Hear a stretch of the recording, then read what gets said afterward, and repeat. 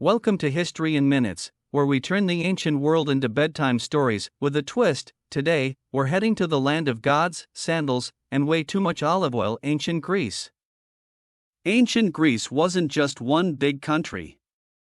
It was a mix of tiny city-states, called polis, scattered like salad toppings around the Mediterranean. It all kicked off around 800 BCE, and for the next few centuries, the Greeks changed. Well, pretty much everything. They gave us democracy, philosophy, the Olympics, and a lot of confusing names like Thucydides. While the rest of the world was figuring out wheels, the Greeks were writing plays about love, war, and why you shouldn't anger the gods. Greek mythology is the ultimate soap opera, full of betrayal, romance, monsters, and people turning into trees. There's Zeus, king of the gods, lightning enthusiast, and not great at loyalty. Athena, goddess of wisdom, popped out of Zeus's head fully armed. Yes, that happened. Hades, god of the underworld, probably the most misunderstood boss ever. Hercules, strong guy, tragic backstory, weird lion outfit. The myths weren't just stories, they explained how the world worked, why the sun rose, and why you shouldn't marry your sibling. Now let's talk Athens and Sparta, two cities with the same roots but completely different personalities. Athens was the artsy intellectual, full of philosophers, poets, and people arguing in public squares. Sparta was the gym rat, raised kids to fight, had no time for small talk, and probably flexed in their sleep. In Athens, citizens could vote, perform in plays, and study geometry. In Sparta, boys were sent to military training at age 7. Love, tenderness? Not in the curriculum, and yet, both were crucial. They teamed up, awkwardly, during the Persian Wars, think Battle of Marathon and Thermopylae, and they also fought each other in the Peloponnesian War, because what's more Greek than a little civil war between friends? Most Greeks weren't gods, warriors, or philosophers. They were farmers, craftsmen, sailors, or traders. Daily life was surprisingly chill, tending olive trees, pressing grapes, building ships, and arguing about taxes, meals. Basic. Bread, cheese, olives, wine.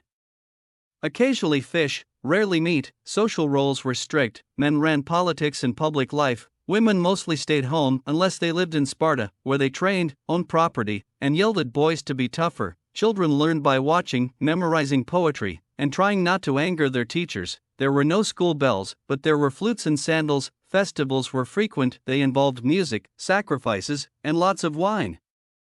And let's not forget, Greek homes were often small, but their public spaces were grand. Markets, theaters, and bathhouses were where the real action happened. The Greeks were obsessed with thinking about everything. They invented philosophy, the noble art of asking hard questions, especially when drunk. Socrates annoyed people by asking why. Until they gave up, Plato wrote the first political philosophy books. Aristotle invented logic, biology, and tutoring billionaires, aka Alexander the Great. Then came art and theater. They created realistic sculptures and told emotional stories in massive open-air theaters. The tragedies were full of betrayal and doom. The comedies made fun of politicians, gods, and anyone with power. And the Olympics? Every 4 years, city-states sent athletes to compete in wrestling, running, discus, and javelin. No prizes, just fame and maybe a wreath. And yes, athletes competed naked. That's commitment.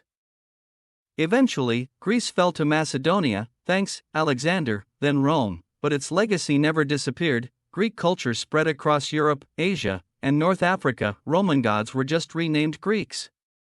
Greek architecture inspired everything from U.S. courthouses to fast food logos. Their math, science, astronomy, literature, all foundational. Even today, when we talk about politics, theater, philosophy, or bodybuilders, we're still talking Greek. So that's ancient Greece, a messy, brilliant, dramatic civilization that gave us democracy, philosophy, and some very questionable clothing choices. If you enjoyed this trip through time, hit subscribe and let us know which ancient world you'd like to visit next.